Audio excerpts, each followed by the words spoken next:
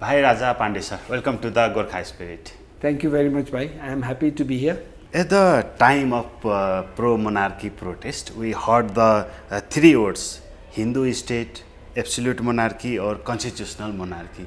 What is actually Hindu state? That's an interesting set of words there. Hinduism is a religion. Hindu state, being that it is founded on principles of Hinduism, and constitutional monarch is a monarch which could be supported by Hinduism. Monarch has its base in Hinduism because it gives the king the mandate to rule. The religion gives it. That's why the king does not go in for elections. Others have to get elected, but king has been elected by the gods. He is the reincarnation of God Vishnu, so therefore he is supernatural, he has all the wisdom in the world, and therefore he has the right to rule. That is the concept. This concept is very popular, and people like it, but some people find the concept complicated because human beings are not perfect. They are not reincarnation of Vishnu. So there have been some lousy kings and there have been some wonderful kings. It's easy to be a wonderful king because you have the authority to rule and rule for life. You can rule for life. Nobody questions you. If you are absolute king, then you have absolute power, and absolute power for all your life. If you are a good king, you lead the country for 30, 40, 50 years with absolute control, and you can do whatever you want, and you'll make a name for yourself. There have been many kings who have done that. Until death. Until death. Ruled. Until death. Because it's a power from the gods, from the scriptures.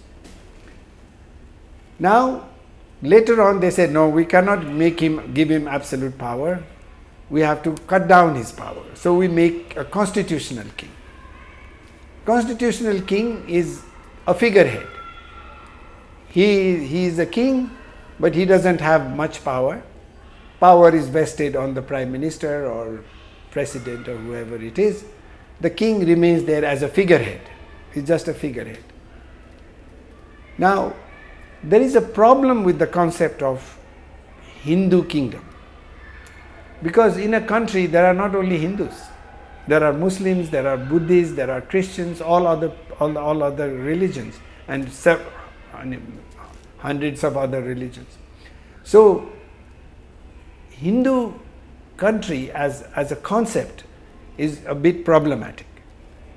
But what is not problematic is a constitutional monarch defined by law, constitutional monarch defined by law to protect all religions.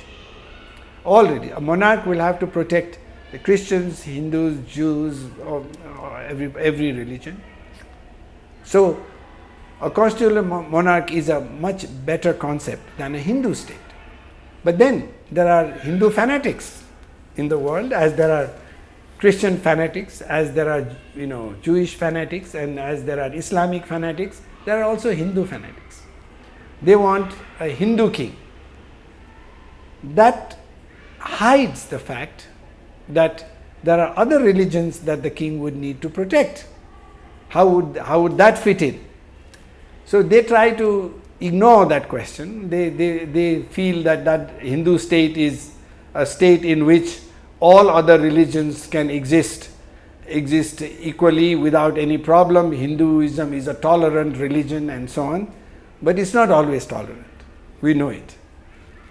Hinduism is tolerant unless it is threatened. If other religions threaten, every religion becomes violent. Christians also become violent. Every religious people become violent. Religion is an identification. It's a form of self-protection. Hindus come together to protect Hindus. It's like ethnicity, Brahmins get together to protect Brahmins, Rais protect, to get together. All these Gutis, we human beings, we try to come together to protect ourselves. So religion is just one of those forms.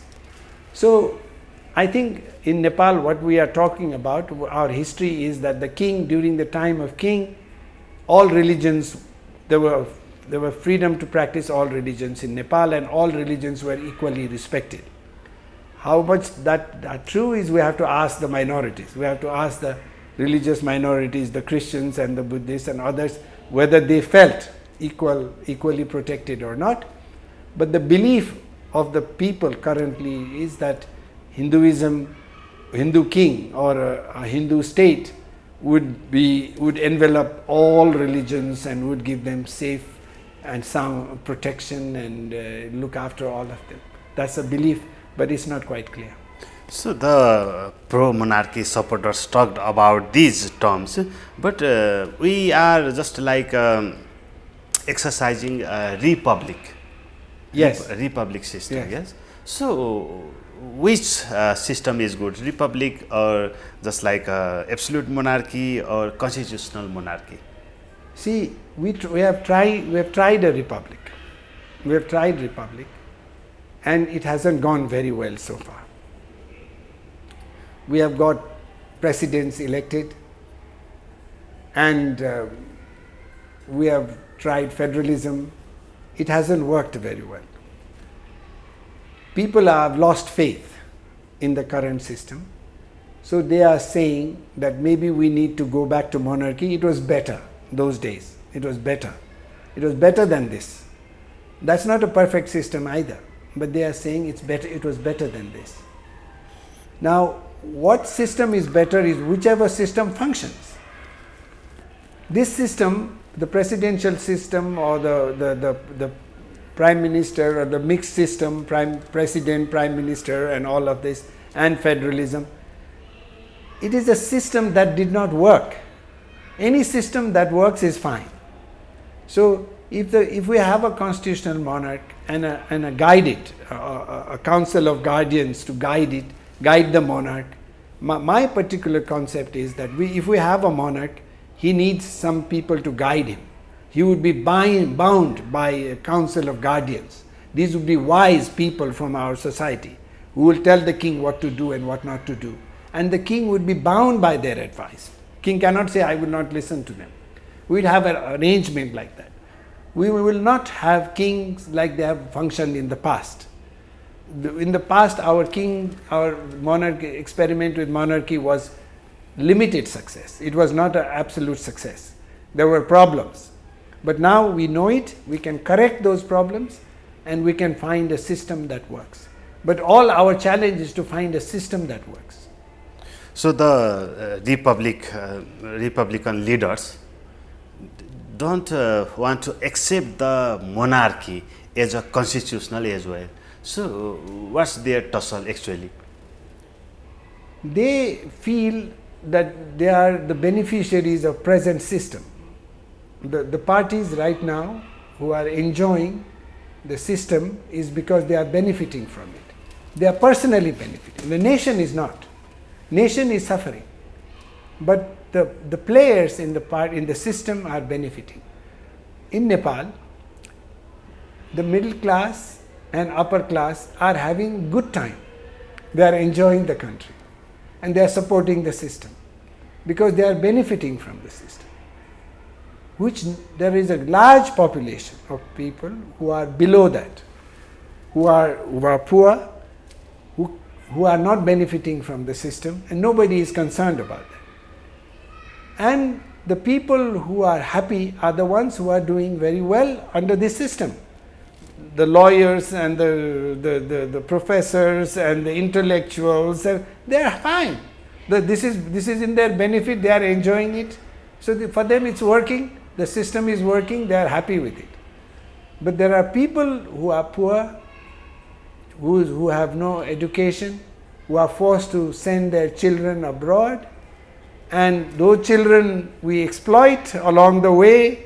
Those all the bureaucrats, they extract money from them, and then basically it's a country that survives by selling its children for cheap, and the middle class and the higher class are having a great time. No concern about the people about our children who are getting exploited and dying abroad. There is no concern. So